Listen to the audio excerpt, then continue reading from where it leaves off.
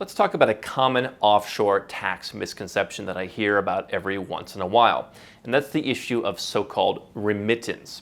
Now, of course, remit means to send something from one place to another, and in this case, people often get confused and think that if they keep their money in an offshore company and don't remit it to where they're living, remit it to their home country, somehow they can avoid paying tax. I'm going to shatter that myth and explain why it's not true in this video.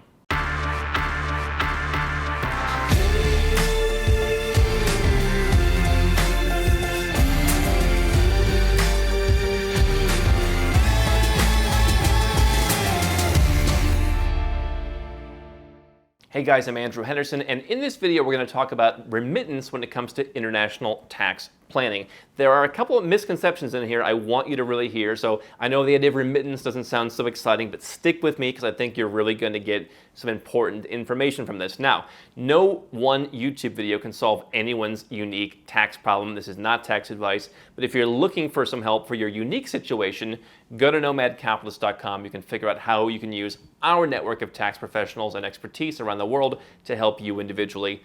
Don't rely on just a video. But let's talk generically then about the idea of remittance. And so this, to me, is like that Curb Your Enthusiasm episode where Larry David is playing telephone with the kids, and one kid starts by passing a relatively innocent message down the chain, and by the time it gets to the end of the chain, it becomes something totally vulgar.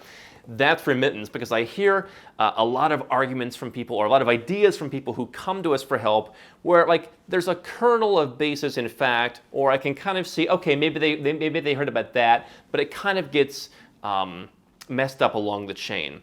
So there's a couple different things that I want to share with you, okay? The first thing is in the United States, under the tax code up until a couple of years ago, what you are allowed to do, because Americans do have to pay tax on their worldwide, or they're subject to pay tax no matter where they live in the world, it used to be that you could take the foreign earned income exclusion as a salary, and then the rest of the money, if you had a business, if you're the entrepreneurs that we talked to, you could have a foreign corporation from which you take your salary.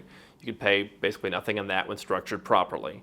And then the rest of the money could be held as retained earnings, which basically had indefinite tax deferral. Okay? You could leave the money in there and just defer it indefinitely. And so what that meant was you couldn't take the money out and invest it.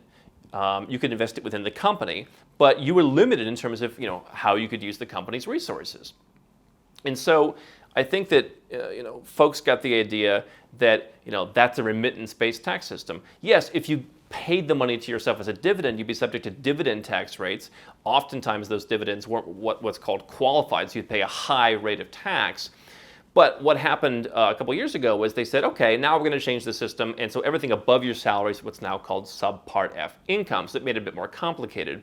Now, sidebar, common misconception now is Americans can't save money by using foreign corporations anymore. Absolutely not true. It just requires a bit more planning. It's just a bit more difficult. Americans can absolutely save money by going offshore, substantial amounts of money. But I think there's this idea where for Americans, at least in particular, the idea of tax deferral got confused with the idea of remittance, okay? Now, let's talk about another issue. The issue of I'm going to live in my home country or some other country I've chosen to live in. I'm going to put my company offshore.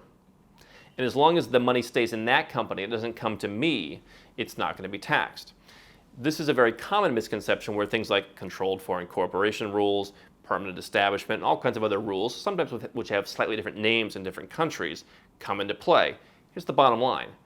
Most Western countries, most developed countries, have what's called a residential-based tax system. That means if you live in their country and you are a tax resident, generally you spend 6 months a year, or it's your center of life, or all kinds of other conditions that can be met, they keep adding some, then you're going to pay tax on your worldwide income. So, if you live in Canada and you own investment properties in the United States, you're still liable for tax on that income in Canada. Now, the United States, through treaties and through tax credits, you're probably not going to pay anything more than you pay to the United States, but you're still liable for it.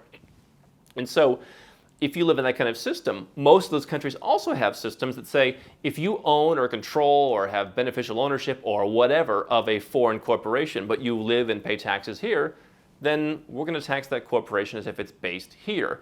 You can't simply go to Belize once a year for a board meeting when you're a Canadian tax resident and avoid paying tax because I didn't take the money. I don't have the money. The issue of remittance doesn't really matter. In fact, in many countries, there's an issue of, would a normal person have taken the money? And if so, why are you refusing the money?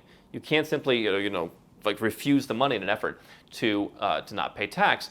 But in many of these circumstances, you don't even have to take the money. The issue is it should already be on your tax return. And so remittance doesn't matter. This is where my tax-friendly quadrant comes into play. We've talked about this before in some of our videos on the channel. There's 4 basically pieces of the quadrant that you need to satisfy if you're going to have an effective offshore corporate structure. Half on the left is personal, half on the right is your business, your corporate structure.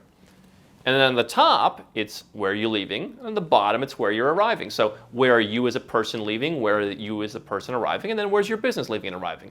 Most people only focus on this part over here, where, oh, my business left Canada and now it's in Belize. Nobody cares. Doesn't matter. And again, remittance doesn't come into play. The issue also is, where are you leaving and where are you arriving? And again, this is where U.S. citizens have some greater complications and some unique circumstances that need to be addressed when you're doing this planning. For everyone else, it's a little bit more straightforward. But all these pieces of the quadrant need to be satisfied. We've talked about this time and time again. But where the money is flowing is not really relevant. And so people say, oh, well, what about Google or what about Microsoft? These companies that are talked about having these structures. Well, you're not Google and you're not Microsoft. Some of the core principles are the same, but it's not the exact same type of setup because they've got big operations, they've got intellectual property, they've got different offices, they've got lots of different things they can do, and even some of them are having trouble. Okay? Now, here's where remittance does come into play. It's on that personal side of the quadrant. Okay? Let's say you live in Canada, Australia, the UK, whatever, the United States even. Okay? You want to be living overseas. What I always tell people is if you're looking to move overseas to legally reduce your taxes, you don't move to France. That's a lateral move at best. Okay? You need to move somewhere that's tax friendly. And so there are countries out there that have certain rules on remittance.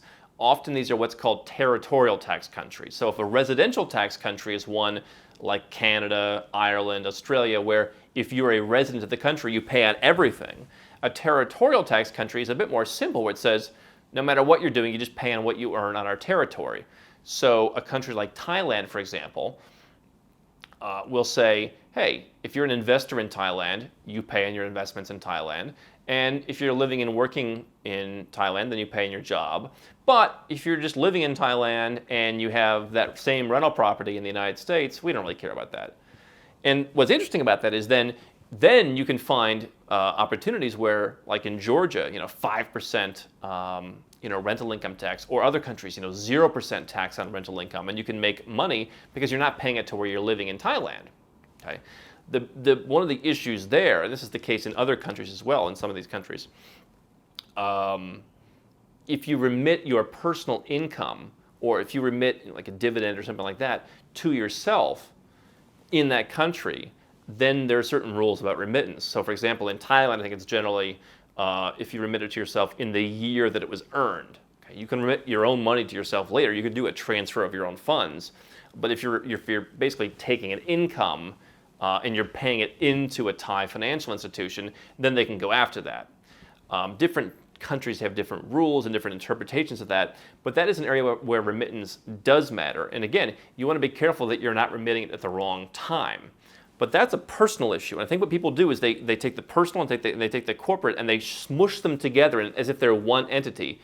You are a person, your company is its own entity, and they both need to meet the criteria. Remittance doesn't matter. What matters is, where's your company liable for tax and where are you liable for tax? The company piece is easy. It's usually the personal piece that gets people tripped up. And if you call a guy who's in the business of selling Belize companies or Seychelles companies or whatever, their goal is to sell Belize and Seychelles company. Their goal is not to give you tax advice, right? They'll say, oh, there's no tax in the Seychelles. That's true, but not if you live in London. Okay? And so make sure that both of them are working. remittance, really not that important. It's more of an issue that once you have moved overseas, if you're living in a tax-friendly jurisdiction, you want to make sure that you're in line with their country's remittance rules. But when you're living in your home country, it's not going to work. And if you're an American living overseas, you're still liable for U.S. tax. You want to be careful about the money you take out of your company and how you run your company. Remittance won't matter for you either. How can Nomad Capitalist help you? 4 ways. Number 1, subscribe to our channel and click the notification bell to make sure you get our new video every day. Number 2, get a copy of Nomad Capitalist, the book. You'll learn a lot of my personal experiences over a dozen years of studying this stuff, as well as exactly some of the strategies that you can use to build your Nomad Capitalist plan. Number 3, if you're not sure where to start, but you want to come and learn from my team and I, you want to come and mingle with like-minded people, learn more about our live conference, Nomad Capitalist Live. It's coming up soon. And number 4, if you want some help right now because you've got a burning issue, you need something solved, you want to lower your taxes, get a second passport, or build the Nomad Capitalist lifestyle of your dreams, go to nomadcapitalist.com and click on Become a Client.